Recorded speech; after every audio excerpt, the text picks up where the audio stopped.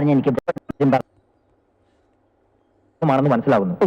ഇതിന് polit bureau സൈക്കോസിസ് എന്ന് പറയും. ആലപ്പുഴയിലുള്ള ഒരു സ്ത്രീക്കും കണ്ണൂരിലുള്ള ഒരു പുരുഷനും മാത്രമേ കേരളത്തിൽ ഇതുവരെ ഈ സമ്പൂർണ്ണ ചുവപ്പലർജി രോഗം വന്നിട്ടുള്ളൂ. സാരമില്ല, മരുന്ന് കഴിച്ചാൽ ഭേദമാകാവുന്നേ ഉള്ളൂ.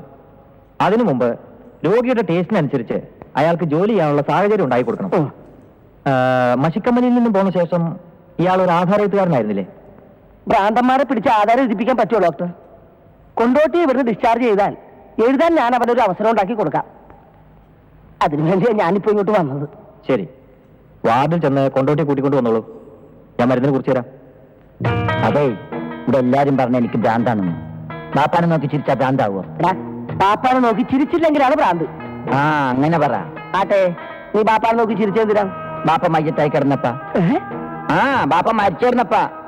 ആ, അന്ന് തുടങ്ങിയ ഒരു കാര്യമില്ലാതെ വീട്ടുകാരെല്ലാരും കൂടി എനിക്ക് ഭ്രാന്താണെന്ന് പറഞ്ഞു തുടങ്ങി. ഷേ, നിന്റെ വീട്ടുകാർ ഭയങ്കര വൃത്തിയോടല്ലേ കാണിച്ചത്? ഇനി അതൊക്കെ പോട്ടെ, നമ്മുടെ എലിയില്ലേ, എലി, ഈ എലീനെ തല്ലിക്കൊല്ലാൻ ശ്രമിച്ച ഭ്രാന്താവോ? അതിനെ തല്ലിക്കൊല്ലണ്ടല്ലേ? അതിനെ തല്ലിക്കൊന്നില്ലെങ്കിലാണ് ഭ്രാന്ത്. പക്ഷെ അപ്പോഴും പറഞ്ഞു എനിക്ക് ഭ്രാന്താണെന്ന്. ആര്? അതിനേക്കാൾ നീ എപ്പോഴല്ലേ കൊന്നത്? എലീനെ കൊല്ലാൻ ഞാനൊരു വടിയായിട്ട് ഇങ്ങനെ ഓടിച്ചിട്ട് എലി ഓടി പള്ളിക്കകത്ത് കയറി. ക്രിസ്ത്യാനികളുടെ പള്ളിയില് അതിന്റെ അകത്ത് കയറി. ഞാൻ എലീനെ അന്വേഷിച്ച് ഇങ്ങനെ നടക്കുന്ന നേരത്തെ ഉണ്ടല്ല, മേടയില് സൂക്കായിട്ട് ഉറങ്ങുന്ന അച്ഛന്റെ തലയിൽ ഇങ്ങനെ കയറുന്നിട്ട് എലിതെ ഇങ്ങനെ കാണിച്ചോണ്ടിരിക്കുന്നു.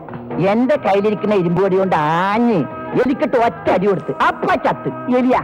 എലിയല്ല, അച്ഛൻ. എലി ഓടിക്കളഞ്ഞില്ലേ?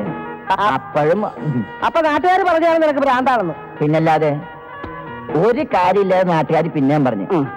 ഇതൊക്കെ നിസ്സാരമല്ലേ? ഏത് അച്ഛൻ കെട്ടത്? അത് പോട്ടെ, പോയി പോയി. ഓണക്കാലത്ത് ഊഞ്ഞാല് കെട്ടണത് ഭ്രാന്താണോ? ആര് പറഞ്ഞു? ഇത് പറഞ്ഞവരാണ് ഭ്രാന്ത്. ഓണക്കാലത്താണ് ഊഞ്ഞാല് കെട്ടണത്. അതിരിക്കട്ടെ, നീ എവിടെയാണ് ഊഞ്ഞാല് കെട്ടിയത്? ഊഞ്ഞാൽ എവിടെയോ നമ്മൾ കെട്ടാറ് സാധാരണ. എടോ, ഈ വീടിന്റെ മുറ്റത്തൊക്കെ മുമ്പിൽ നിൽക്കണ ഈ ഇലക്ട്രിക് കമ്പിയില്ലേ, അതുമേൽ ഇരുമ്പ് കമ്പി കൊണ്ട് ഒരു ഊഞ്ഞാല് കെട്ടാൻ ശ്രമിച്ച ഭ്രാന്ത. അപ്പൊ എല്ലാരും കൂടി പൊക്കി ഇതിന്റെ അകത്ത് കൊണ്ടുവന്നിട്ടിട്ട് എനിക്ക് മുഴുവൻ ഭ്രാന്താണെന്ന് പറഞ്ഞു.